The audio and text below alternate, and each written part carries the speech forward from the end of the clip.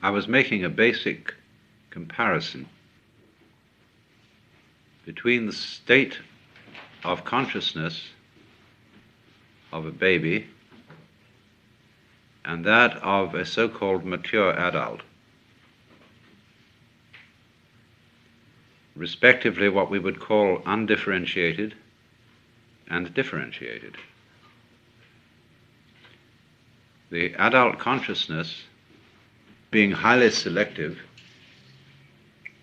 and the baby consciousness being very open and hardly selective at all, and therefore unable to distinguish what adults consider to be the important things, which have to do with the conventions and rules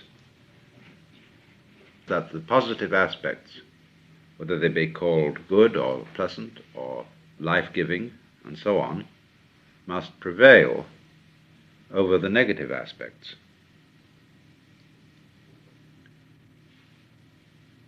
And I went on to show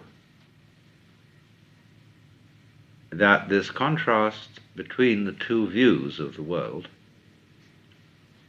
has another marked characteristic, that in the case of the baby who hasn't been trained or told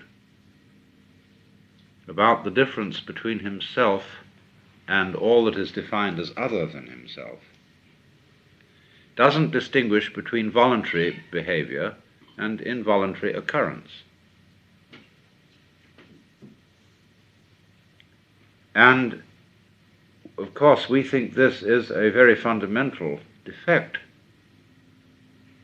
But if we go back, you see, to a principle that underlies the whole universe with a kind of mathematical exactitude, we see that if we reduce things to the situation of primal simplicity,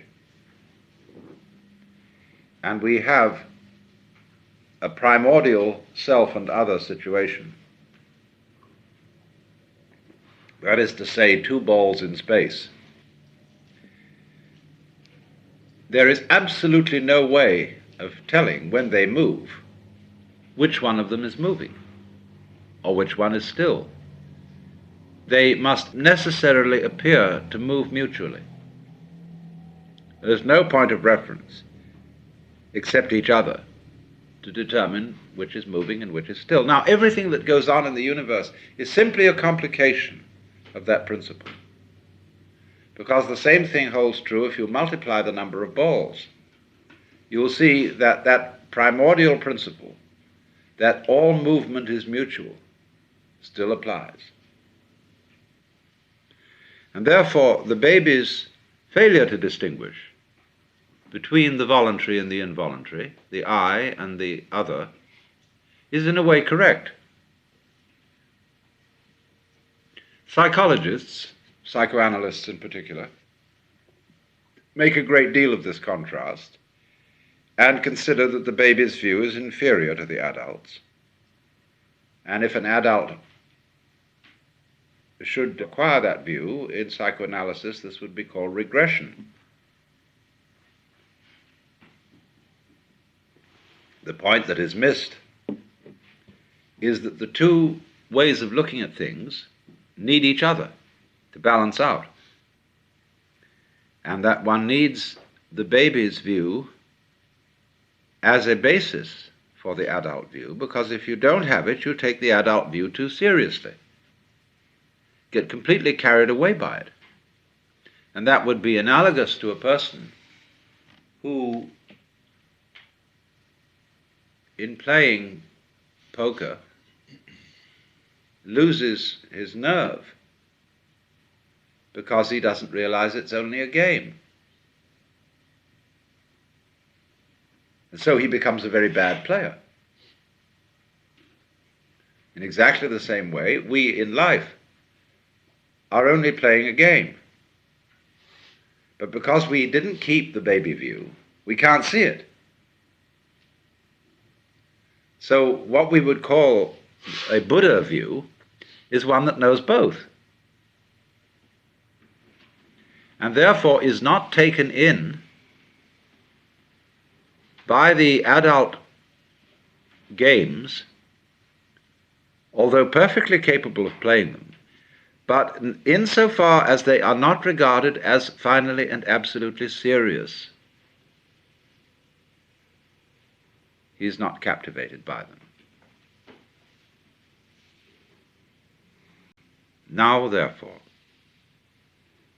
one asks the question, that sounds very interesting, but how do I recapture the baby point of view?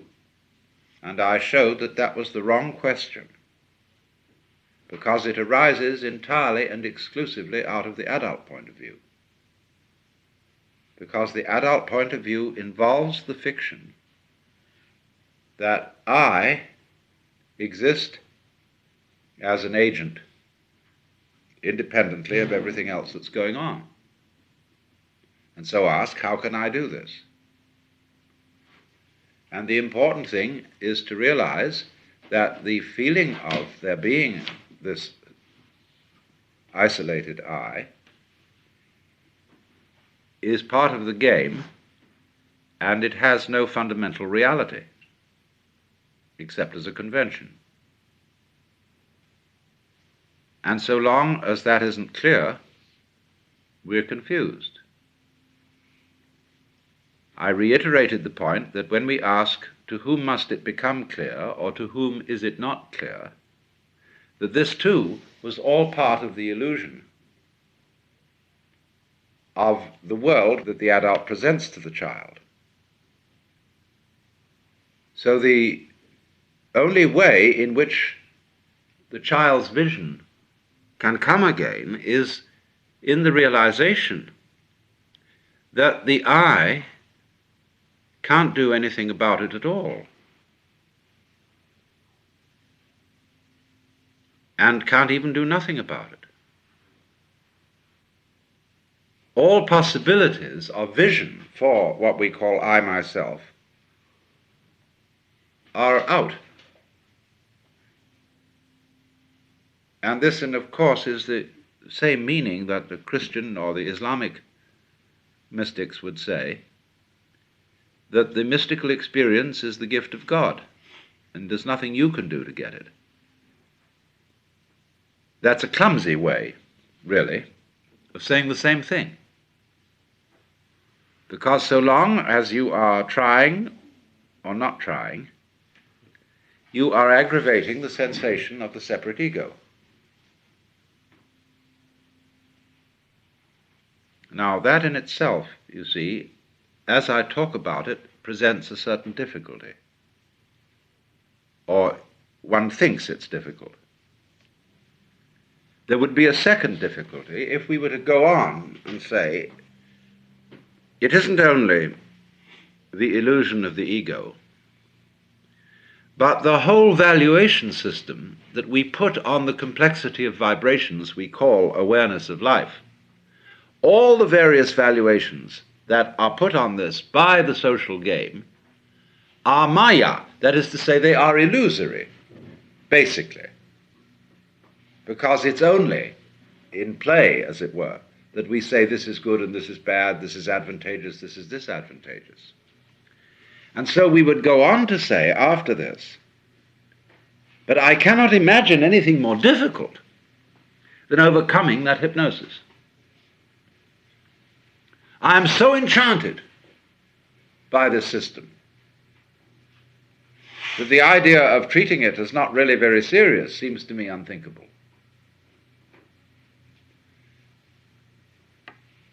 Of course, you have to think that. It's like a hypnotist working on somebody and saying, you are not going to remember any of this conversation after you come to. And so he's put the suggestion into you that you forget the whole thing. So in the same way, the suggestion has been put into all of us that these rules that we have learned are sacrosanct. And that they don't say, you will not be able to think otherwise. They say they are true. They are the truth. You see? And that is the same function as the hypnotic suggestion put into us ever since we were receptive children.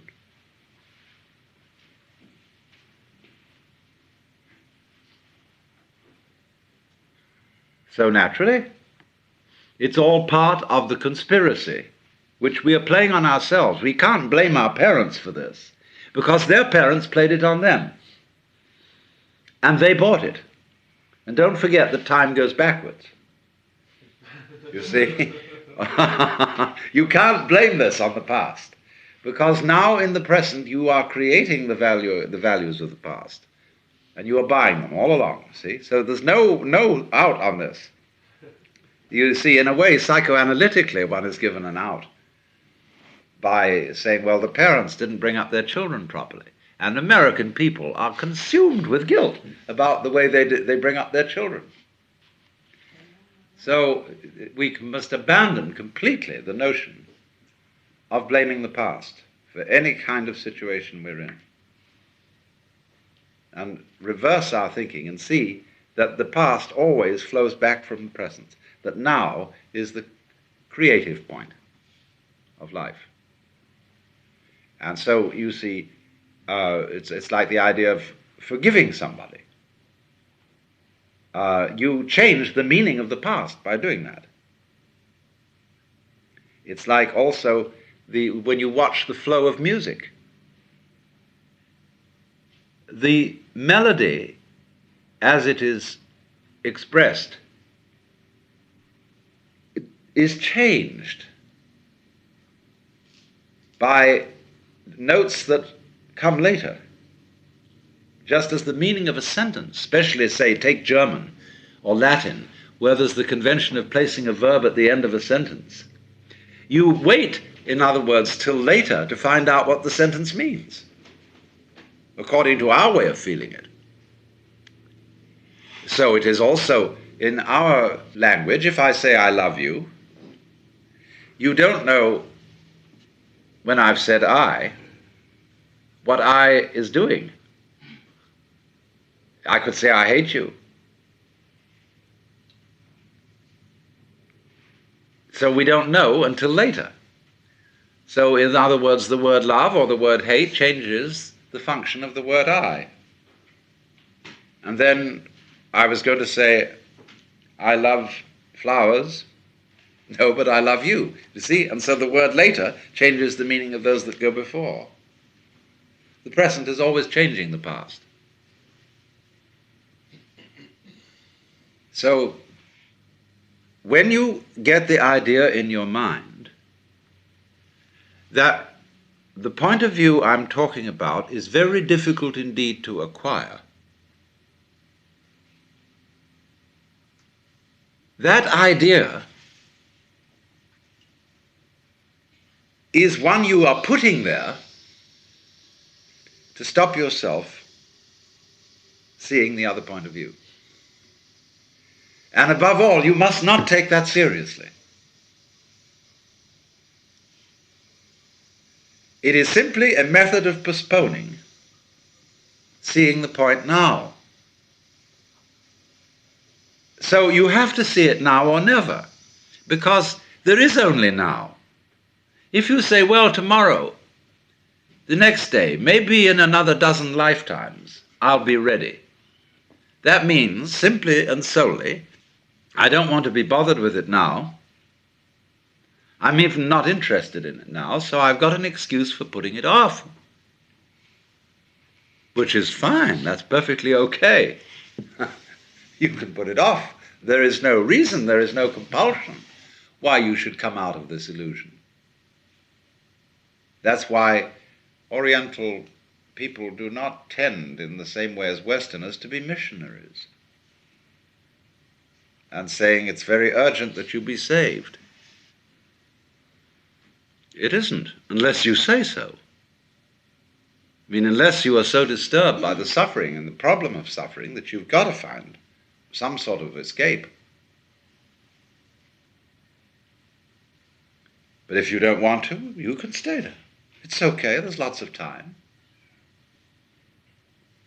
And maybe you'll see through it when you die. At least in the moment of death. You will see that it was all a fake. So don't be scared about the idea of the difficulty of it. That's a red herring, and it's quite irrelevant. And I don't think that teachers should talk quite so much about this as they do.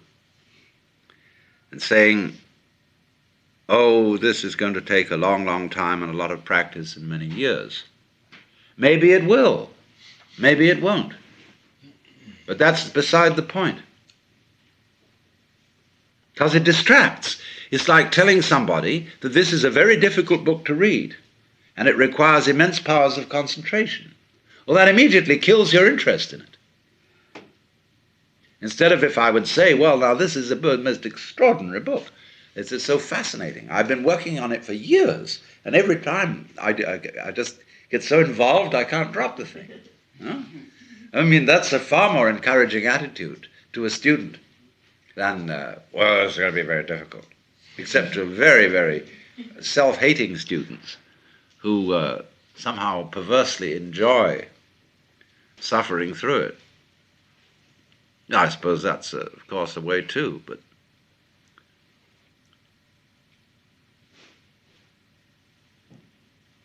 all right, now,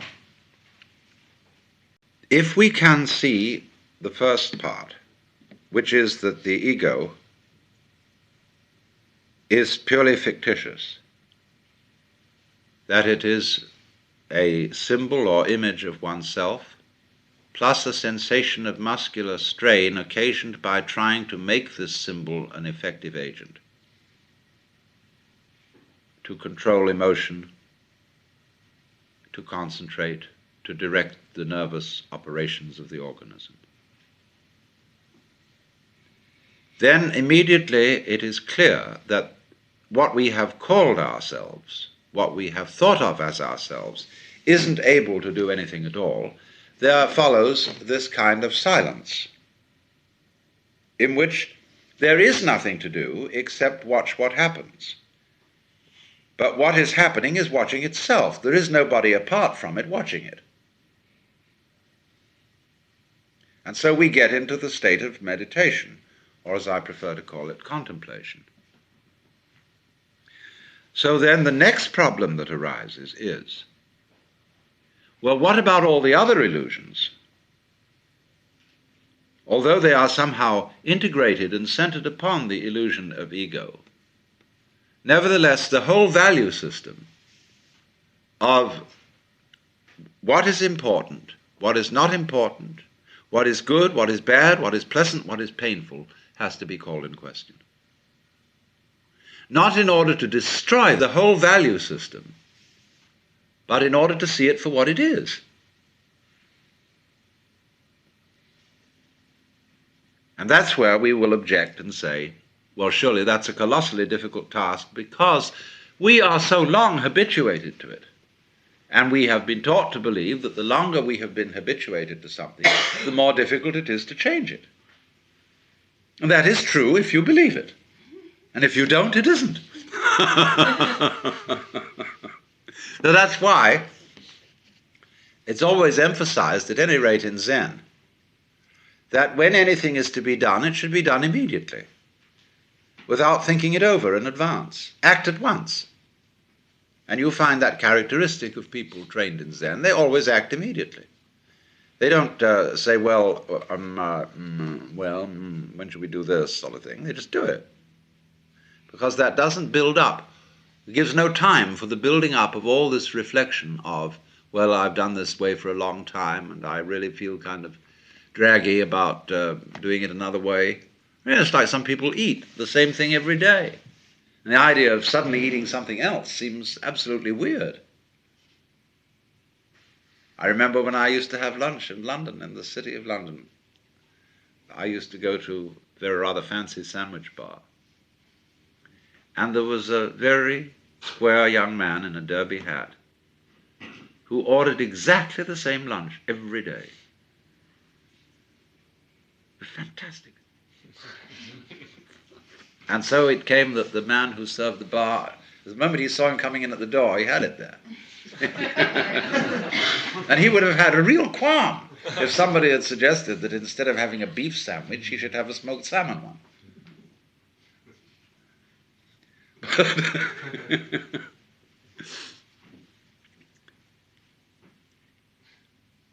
Now then, we get to this. What we are aware of is a complex of vibrations. And we have been conditioned to call them graduatingly good, bad, pleasant, painful.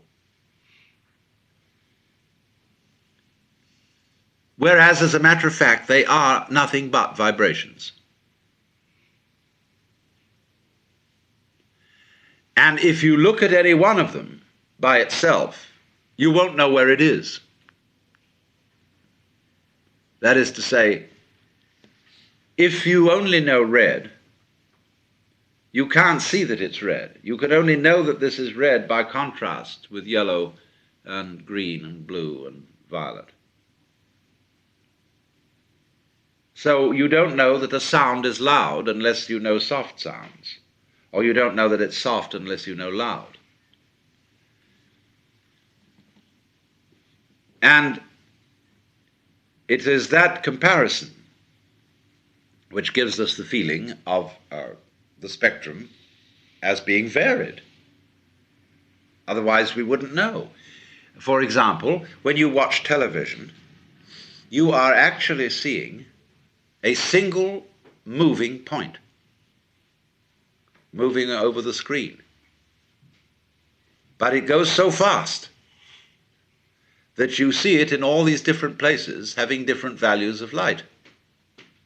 But let us supposing there was someone whose retina was not retentive in this way. He would look at the screen and see the moving point of light and say to human beings, I don't see what you see in this.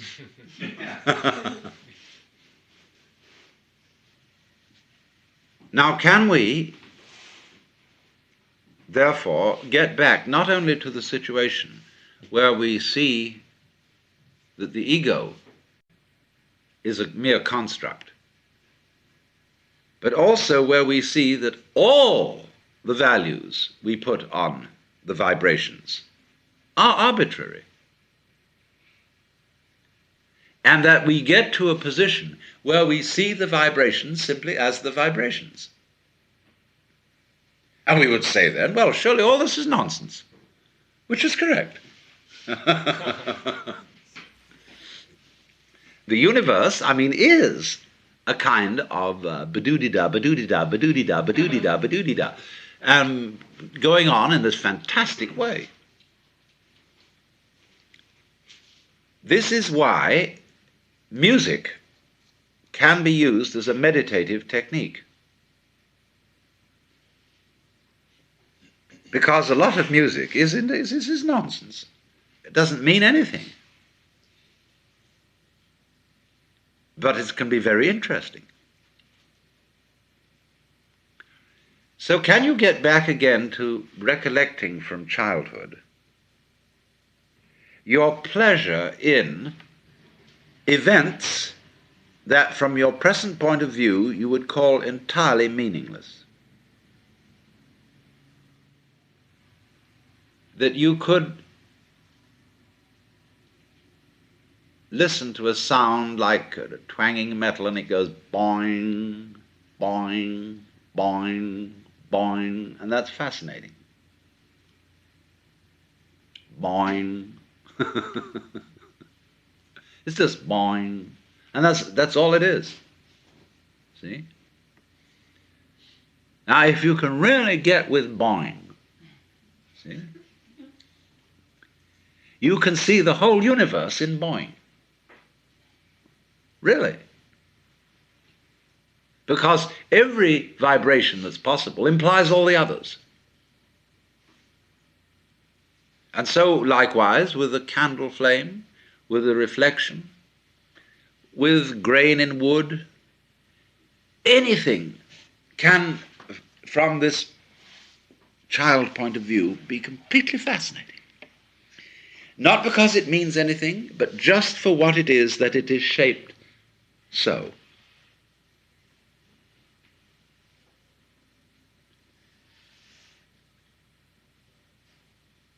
There was a joke in Punch some time ago, many years ago, I remember, of an army doctor interviewing a private. And the private says, "Every time I shake my leg like this, it hurts."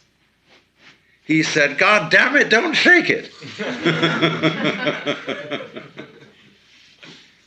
But you know, when one has something that hurts, there's a subtle temptation to keep worrying it.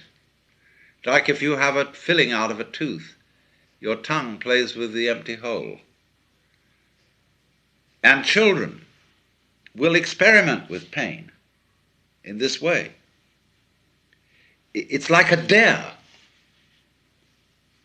Children are always playing the game of daring each other to do something forbidden, because the risk of disapproval involved, the calamity that may follow from it, it makes it so exciting. And why on earth do people challenge disaster the way they do, doing all sorts of wildly adventurous things? Because obviously that gives a taste, a quality to a vibration that is extremely interesting. Why, the craving for speed, so on. And it's only if you look very carefully at a vibration that you can see this point. That's why meditative exercises often involve a repetition process. Om, or saying a phrase, or doing an act like a mudra, over and over and over again. After a while, it becomes meaningless. You can say your own name like the Sufis do, and go on and on and on and on and on, and finally, it doesn't mean anything at all. It's just a noise. But it isn't just a noise, you see. The attitude of saying that something is just a noise or just a wiggle is an adult attitude. No wiggle to the child is just a wiggle. To the child, the elemental thing going on is blah, you know? I mean, it's just fantastic.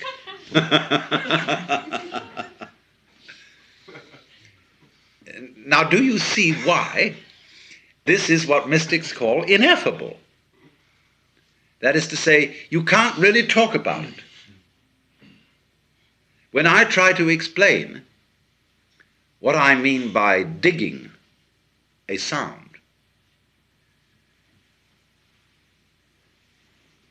I suddenly realize that I'm not really saying anything. And yet there are states of consciousness in which you can listen to sound and realize that that is the whole point of being alive. Just to go with this particular energy manifestation that is happening right at this moment. To be it.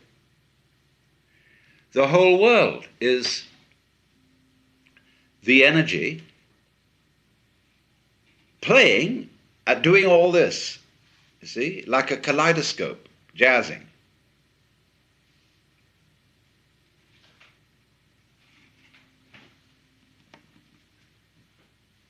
So if you watch that,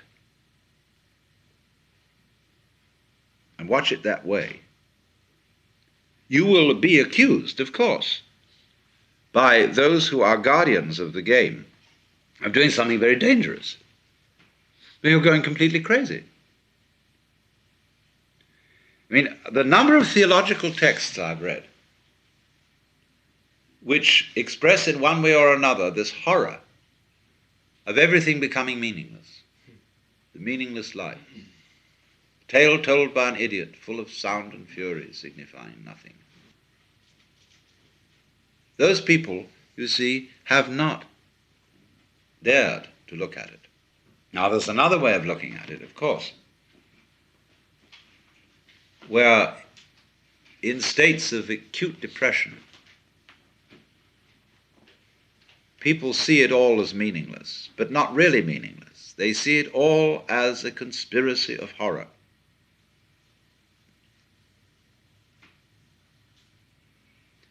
Let's imagine that everything is mechanical. There are no living beings at all. There are a lot of beings that are such good computers that you can't tell the difference between them and what you thought were people. But everything going on is simply clockwork. And there's nobody home, although it puts on a convincing show that there is. So you get the feeling that the entire world is enameled tin, or patent leather, or plastic, and tasteless, hollow, vulgar, like a Wurlitzer jukebox.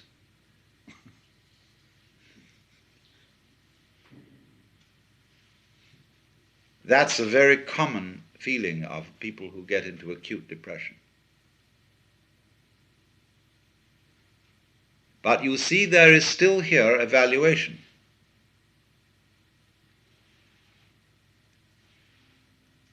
You are associating the world with the mechanical as distinct from the organic. And we have a tendency, you see, to put down the mechanical, because obviously a plastic flower doesn't have the scent, it doesn't have the soft feeling of a living flower. Oh, we'll perfume plastic flowers soon. But you know what it'll do. It'll smell vaguely like soap, and it won't smell like a flower. So it'll be plastic smell. Now we know that, you see, and so we contrast it with the organic.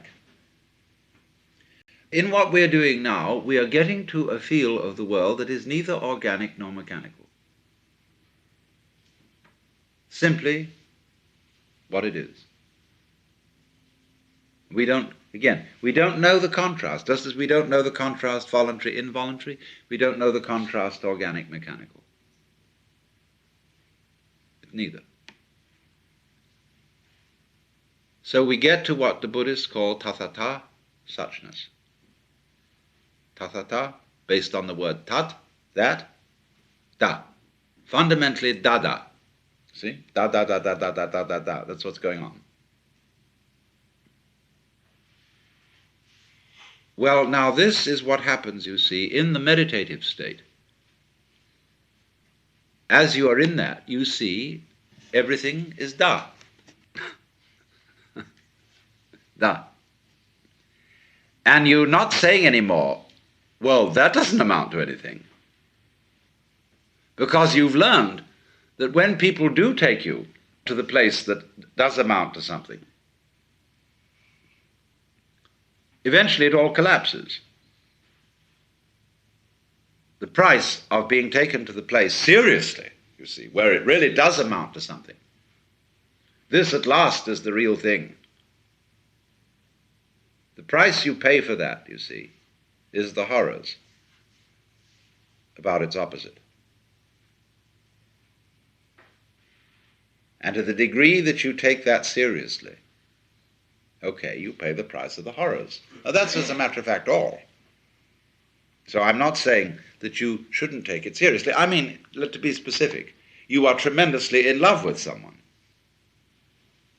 And you plan and plan and plan how possibly you can get this person to return your love. And they do. And this is the great event. This is fantastic. But that in the background of your mind is the thought that what if this person should be killed or some terrible thing happen?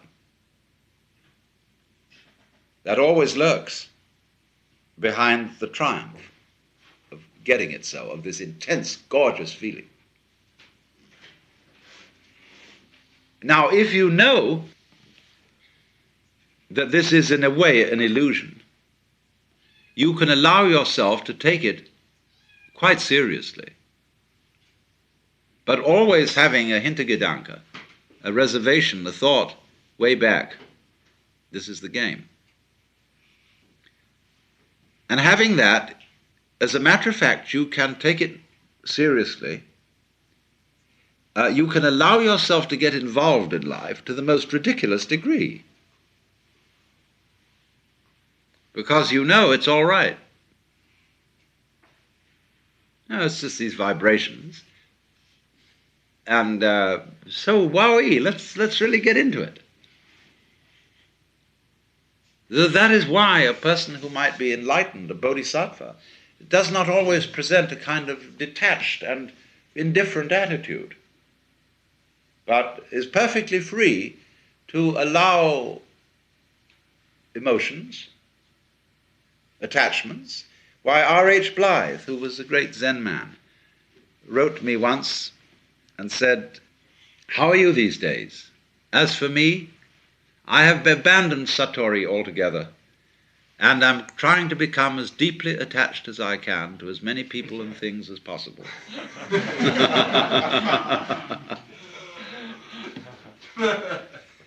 So what I'm pointing out to you is that this basic seeing that it's all da, da, da,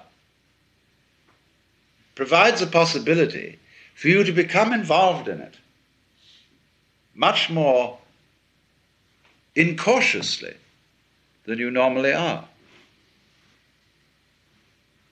To express feeling, to love, to throw yourself at the mercy of the goings-on completely, you see? So that this very perception of the illusion makes it possible to live up the illusion. And so if someone, therefore, is always in his attitude to life detached and reserved, it indicates, you see, that there's still a primordial fear of getting involved. And I must say that, you see, I can't understand that very well.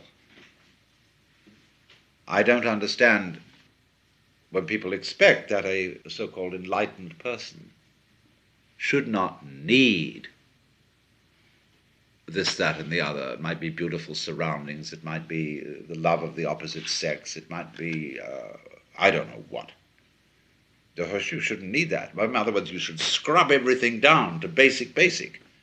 And the end of that is, let's scrub the planet. Let's get all this disease called life off it and have a nice clean rock. I believe in color. I believe in, if you're going to do anything in the way of the illusory dance, let's live it up. Let's really do it. And let's not take ourselves so damn seriously that we have to be scrubbed all the time of any kind of ornamentation or frivolity. Oh, hooray. But you see what all this is dependent on. All this is dependent upon being able to get back to the point where it's da, da, da, da, da, da, da. Now that's what comes in meditation. Now don't misunderstand me if I say practice in meditation. Don't be in a state of expectation working day after day to improve your meditation. Meditation doesn't like that. You just do it. But it is true that as time goes on, and you are in that state of silence, you will see this quality of the world.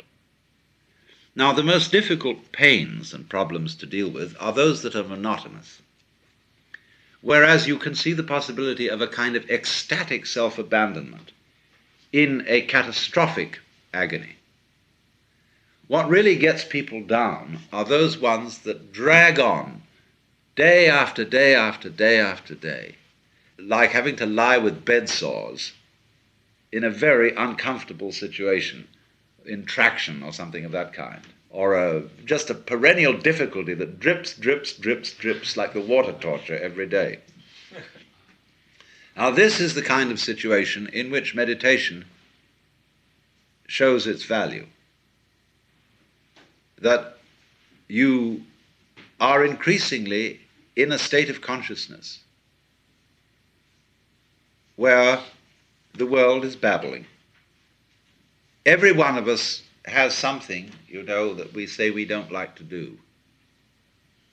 Washing dishes, doing accounts. But when you get into the meditation consciousness, you see that nothing is more important than anything else, or less important. There is no way of wasting time.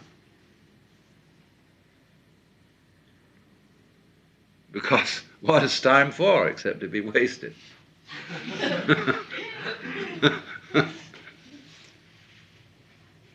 And you would be, furthermore, you're accustomed now to sitting and doing nothing. I mean, meditation itself is the perfect waste of time.